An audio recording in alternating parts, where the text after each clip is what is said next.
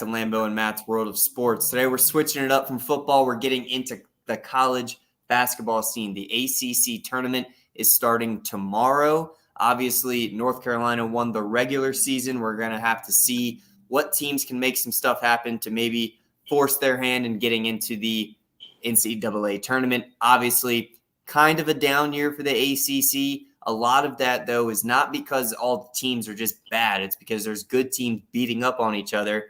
And when you don't have a really good conference record, there's not much of a case for you to be making it unless you're beating quad one teams from other conferences. So this tournament, I feel like, has a lot of significance when it comes to teams that aren't going to make it just off of their season. A little bit more so than other conference tournaments. Before we get into all that, make sure to visit totempolenation.com for some gear. We got hats, t-shirts, hoodies, whatever you want, it's there. You can go there and support the boys. You can give us a follow at our socials, which are scrolling in the ticker. As always, shout out to Sideline Sports Network. Let's get into it right now.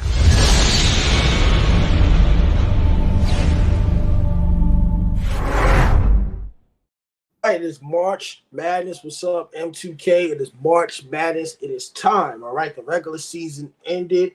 Obviously, the ACC Tournament starts tomorrow. Obviously, we're making content because I will be in attendance, all access tickets to watch all of these games, including Virginia Tech. So tomorrow's games that I'll be looking into, Notre Dame versus Georgia Tech will be played at 2 o'clock. The head coach, Shoeberry, was the former head coach at Penn State. His son is the starter, so the coach's son, we was, talk a little mess at the Tech game, talking about you the son's coach. We got the W, but I'll explain that later. A Louisville team under Kenny Payne against an NC State team. The NC State's been pretty decent. A Louisville team that's been in a rebuild for the past 2-3 seasons. Kenny Payne was John Calipari's assistant at Kentucky, and then he was an assistant for the New York Knicks. Louisville, like I said, none of these teams have anything to lose, but they ain't looking so good. They lost to Virginia Tech twice, obviously. Boston College in Miami, 7 o'clock game. Miami did make the Final Four last year. Miami is a team to watch out for that is very, very aggressive. So those are 3 games that I will be watching in attendance tomorrow. The second round, all right, Virginia Tech versus Florida State is a noon kickoff game. Now, they should have beat Florida State, I think, twice. Agreed. They should have beat them twice. Now, before I talk about the other team, or before you get your opinion on it, Virginia Tech, all right, they finished on a 3-game winning streak, obviously, after 2 bad beatdowns to Pittsburgh and a bad beatdown to Syracuse. They came back. They did what they're supposed to do. They beat Louisville. They beat Notre Dame, and they beat Wake Forest. All right. Well, the Notre Dame game shouldn't have been no damn close at all. But how does Virginia Tech continue to get into the tournament? You got to beat Florida State, and whoever the winner is for that game, you would have to play UNC on Thursday at noon, right? Now, I've talked about this. I don't think UNC is all that good. Now, I give them credit. Okay, they won the title. I'm not saying they're trash, but as far as the first matchup, right? The first matchup, there's no way it shouldn't got beat by 20-plus points. Now, what is Virginia Tech's strategy on Wednesday against Florida State, right? Sean Padula will drop 26-28 in the final home game. He was named 3rd team All-ACC. Congratulations. Lynn Kidd did not play, which is very, very key. I think he pulled a hamstring.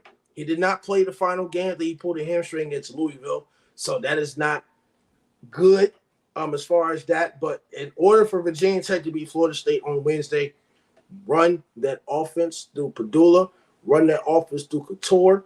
All right, get your key guys in there. Get MJ Collins. Poteet has been very, very aggressive. He has shot 60%, right? 60%, very aggressive. I like what Tech is doing, but here's what it comes to this. Discipline on the defensive end. Now, I know it was senior night, and I know it's Virginia Tech, Holy, and not other stuff. I know they put in other guys because they were seniors and all that stuff. Mike Young, if you're trying to get to the ACC tournament, You got to win about maybe 2 games, maybe 3. Let's just say 3. Let's get you to the 20 win mark, right? Get you to 20 wins. If Virginia Tech gets to 20-13, you should be able to make the tournament. If not, I'm not don't know about the NIT. I don't know, but hopefully Virginia Tech beats Florida State. And the first game tomorrow, I guess I'm gonna pick Georgia Tech to beat Notre Dame. Notre Dame is rebuilding. Georgia Tech has nothing to lose. I'm going to pick NC State to beat Louisville, and then I'm going to pick Miami to beat Boston College. You can go ahead and figure out who you got with the picks. And before I continue, or excuse me, before you go, I want Virginia Tech to at least get to the final, but if not, if I'm going to pick who's going to win it all, I'm going to say UNC. Yeah. So starting with Virginia Tech, I agree with you. The offense has to go through Padula, and it always does. That's not the issue. The issue is when his shots aren't falling, our secondary scores need to be on it. And a lot of the times this year, obviously, we're 10-10 in the ACC, 18-13 overall. If you asked a Virginia Tech fan, no, because we had Justin Robinson. If you ask them pre-Justin Robinson, what they thought of this season, they'd be like, yeah, that's about what you expect. But since that 18 run to the Sweet 16, losing to Duke on a tip in at the buzzer that should have gone in but rolled off. Like since then, the momentum around Virginia Tech is that this isn't just a team that you can, look at and just look over, right? And then you go 2 years ago, we win the ACC tournament, dominating teams, winning in buzzer beaters as well, and then beating Duke in that final. There were couches being burned on Main Street in Blacksburg, brother. It was a time. And that's what Virginia Tech needs. Now, a lot of people will say that they'll sacrifice that for our football team to be back. And what I can say is that why can't we have both? We're one of the fastest growing universities in the country when it comes to size. You know that the money is not an issue. The boosters and NIL is really, that's all. The only game of catch up we have to do is just getting a little bit more into that. But we just got new locker rooms a couple years ago. The basketball training center has been redone a couple times. I don't see why we can't do both. Now, when it comes to this game in particular for Florida State, our big men cannot be lazy because this is not UNC, which hopefully we play in the next round with a win, obviously. It's not UNC to where they have a dominant big man. Granted, this is the ACC. There are going to be very good, very talented guys at the 4 and the 5. I'm not looking past that. But if you go and you look at that UNC game, which I was at, it was very easy to see where we were screwing up. And that was because we could not stop the big man. Padula's shot started to fall. Couture, I don't know if it's – oh, no. Here's what I do know. Mike Young runs the same damn play for Couture every other run down the floor, all right? He's been running it for 4 years with Couture. 5. You don't think that teams have done their scouting report on the ACC championship MVP from 2 years ago? They know what he's going to do, all right? Something needs to change. Obviously, he's been hurt multiple times within the past 2 years, so I'm not blaming all of the inefficiencies on him, but if Padula's not knocking down his shot and Hunter is, 1 for 3 in the first half, which seems to happen a lot. One of the best scorers in the ACC, one of the best shooters in the country. That's not me as a Tech fan. That is statistics. One of the best shooting guards in the country, Hunter Couture, a couple of years ago was the best shooter in the country. If he's only taken 3 shots and a half, I don't know what your game plan is. I don't even know if you're trying to win the game, right? So Mekhi Long being out all year has really hurt, obviously, because that's a big guy at the 3 and the 4 that, he's really a stretch forward. He can play 2 to the 4. We should win. But there are so many games this year that we should have won and we didn't. So confidence-wise, I'm 50-50. I'm going to pick Virginia Tech. But this is just not the season that, I'm seeing unless we have some, hero come out of nowhere like we did with Maddox a couple years ago. Like, this just isn't the team I think that I thought it was going to be. Now, when we look at like the lower level teams, Notre Dame and Georgia Tech, I'm with you. I didn't really like what I saw from Notre Dame the other night, and that might just be me selling Virginia Tech short. But the way that we handled them, I couldn't trust myself or forgive myself for picking them in a tournament setting. I just didn't like what I saw on the court. So I'm liking Georgia Tech in that first game as well. The second game, I'm riding with you with NC State. Louisville is just god awful. And I mean, there wasn't even a stretch of time where you're like, oh, Louisville's going on a run. They might be back. Like, no, they've been bad all year. And then Boston College and Miami. You're right. Miami made a run last year. They're the second worst team in the ACC, though. 6-14 ACC record, 15-16 overall record. So I'm going to go against you on just that one, and I'm going to take Boston College. I get it. It's the Miami uniform, the vibe around the U, you just want to give them more credit than they deserve sometimes because they've earned that with their past. I don't know if this is a team that's going to exactly reflect what they've done in the past. I'm taking them to lose in that first round of Boston College. And then, like I said, I'm 50-50 with Tech and State, but I'm going to go with Virginia Tech. Before we get out of here, can we talk about Duke and just the trash? I don't think Duke is that good. I'm not a big fan of Duke. I don't even care about on the court. I'm talking about all this mess that we heard about, Frenzy, what's up, man? What's good? What was it? 2 weeks ago, a week ago? No, 2 weeks ago. When Wake Forest stormed the court after he got tripped. Yeah, I remember. And he got tripped. And to be fair, I've stormed a court. I've stormed a football field. I've done it all in my college experience, right? It's fun. It's never been allowed.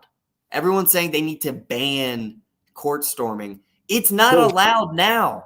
That's tradition. There are signs that say stay off the field. There are signs that say there's literally a picture that went around Virginia Tech Twitter of a guy holding up the sign that said stay off the field. Like, it's not allowed now. So everybody that was crying about that, I think they're soft. I think that they were just mad because it happened to them. And, their Filipowski, his knee was sore for a day. And then he went up and did a between the legs dunk in the next game. It's like, all right, dog. Yeah, you really got hurt, didn't you? I'm not even going to say the word I was going to say. And then we fast forward to the UNC Duke game, the greatest rivalry in sports, in my opinion. The energy is unmatched. And I will admit that the atmosphere of Cameron Indoor, it only being like 8,000 people or so. No, less than that. Like 4,000 or 5,000 people. Like, it's a very, very small arena, and it just gives such a different vibe. There's a different energy, and that's awesome. It's what adds to the rivalry. But after the game, after the Cameron crazies have been going crazy all game, which, believe it or not, entails a lot of disrespectful things being said to players. Duh. Go to any sporting event, there's going to be fans talking to players like that. So after the game, UNC wins. They sweep the season against Duke. It means something. So if the players are talking shit back to the fans, in no way, shape, or form does that give fans a right to start throwing drinks, throwing water, throwing ice onto the court at the players. And that's exactly what happened after that game. So what I wanted to bring up with that before we get out of here and move on to the SEC is the hypocrisy, which I'm not surprised. Duke is this high and mighty place, blah, blah, blah, and that's always been their reputation.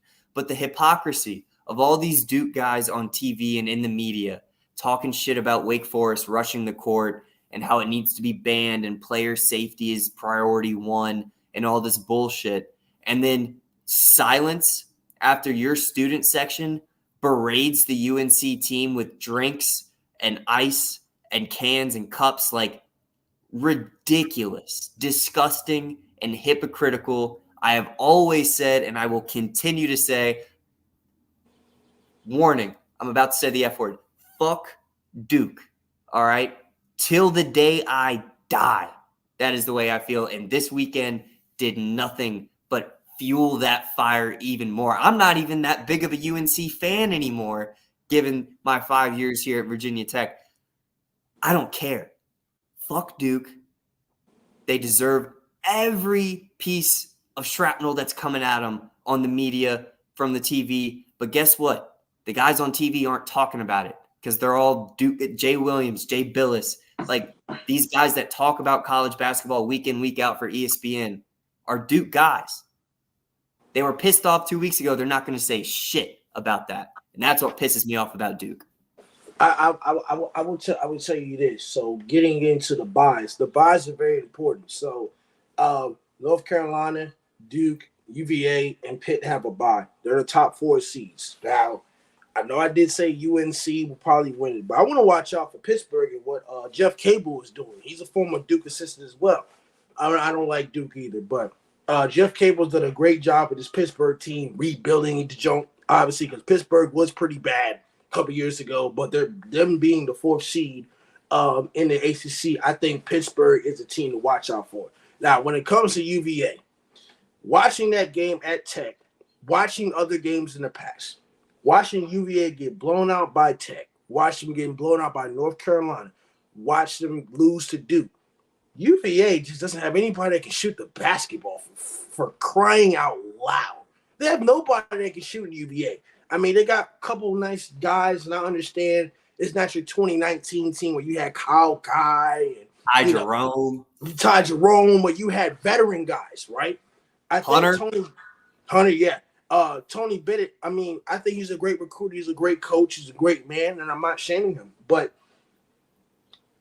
I'm not. The UVA has always ran a slow pace of basketball, and they don't shoot enough threes. This is an ACC conference, which is probably the best conference in basketball. Now, I understand both teams are beating up on each other, but UVA is going to have to hit some threes. Whoever is the game winner of Game 7, the winner of Clemson, and the winner of Clemson on Wednesday, and the Game 3 winner. So whoever wins between Boston College and Miami plays Clemson, and then of course they will play UVA on Thursday. So whoever plays against UVA, right? You better expose UVA because UVA is not that good. Now, mentioning Duke, tall guy, can't remember his name off the top of my head. Filipowski, and he tripped that dude too. He tripped. Yes, I saw that. Yes. God, I hate these guys so much. Yes. I was at Robbie Barrett's house, and he replayed it. He said, that's the Grayson Allen trip. That man tripped like Grayson Allen. So, yes, when it comes to Duke, they got a couple guys. They got Filipowski, and I understand they got Cooper Flagg sitting on the sideline and, the top recruits. I don't think Duke is that necessarily good. There has been times where Duke has struggled. Now, I know Duke earlier this year lost to an Arizona team, right? They lost to Arizona. The thing about Duke is, now I understand that, well, I know, I'm just saying, like, as far as, like, teams that are better than them, like, they need to be a little bit more physical with those type of teams. When it comes to Duke, I wouldn't sleep on anybody in the ACC. You got to watch it for North Carolina. It'll be most likely if Duke and UNC advances, that they'll probably play each other again in the semifinals. That would be most likely to happen, that they'll play each other for the 3rd time in a row. Duke, I'm not a big fan of Duke. Now, UNC, RJ Davis, Armando Bacot, they could score. Now, Armando Bacot, I got nothing bad to say about him at all. But he got to score a little bit more points. I understand he's defensive rebounds and all that other stuff, but he has to have the ability to score a little bit more and be more aggressive. But I am confident in UNC. But for UNC as well, despite them winning the ACC, there was some games they shouldn't have lost. They shouldn't have lost to Syracuse a couple weeks ago. There's a couple other games that they got upset as well. But if UNC can keep that consistency, they keep that fast pace, I think they should have blown out Duke by at least 20 points, right? They were up at one point by 15 at like half or 13 and half, and it got it close. They had the lead. UNC tends to blow a couple leads. They tend to have bad shot making at certain times down the stretch as well. So that comes to that. Teams to really watch out for. Clemson might be a sleeper. The teams I really want to watch out for, I say, is Clemson, Wake Forest. Syracuse, they're rebuilding a team. I don't think that's got good, but Wake Forest has beat a couple teams. They've already upset Duke. Clemson, they're better. I understand they're a football program, but they're better. Florida State, even though they have some ups and downs, they're not a team that you have to sleep on.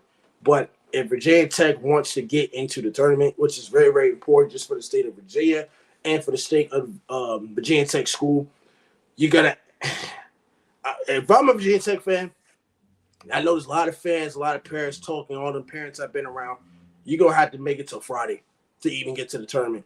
You got to make it till Friday. They're going to have to make it till Friday, play well on Friday. Even if they don't win, they're going to have to play very well. And I have a bad, but I think very realistic feeling that even if they do make it to Friday and play well on Friday, they're going to need to get lucky with some other teams that are on the bubble to lose, and lose earlier than they do. So right now, Lenardi's, prediction thing or whatever has us as like the next, not the first four out, but the next four out.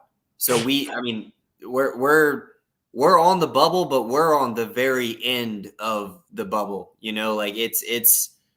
We're going to have a lot of things go our way if we're thinking Virginia Tech is going to go there. And that starts with making it to Friday, which includes it's going to be beating UNC at practically I'd say we could probably get a good fan turnout up in DC over UNC. And now, if this was still in Greensboro, like it's going to go back to next year, that Greensboro is a home game for UNC and Duke whenever it's down there. So I think this being the last year that they're not going back to Greensboro, Hokie fans, and I trust that they will, are going to have to show out pretty big to give that castle-like environment in there. Well, we'll see how this game goes. I will be there. Tomorrow. Starting tomorrow, y'all will get some access. Y'all will get some videos. Y'all will get some content on the great, beautiful stadium. And like I said, whoever wins, let the best man win. Hopefully Tech wins, but we'll see how that goes. This is Lambo and Matt for the sports. Don't forget to like, comment, subscribe. Thank you, Silence for the platform. And y'all have a great night. Please take care.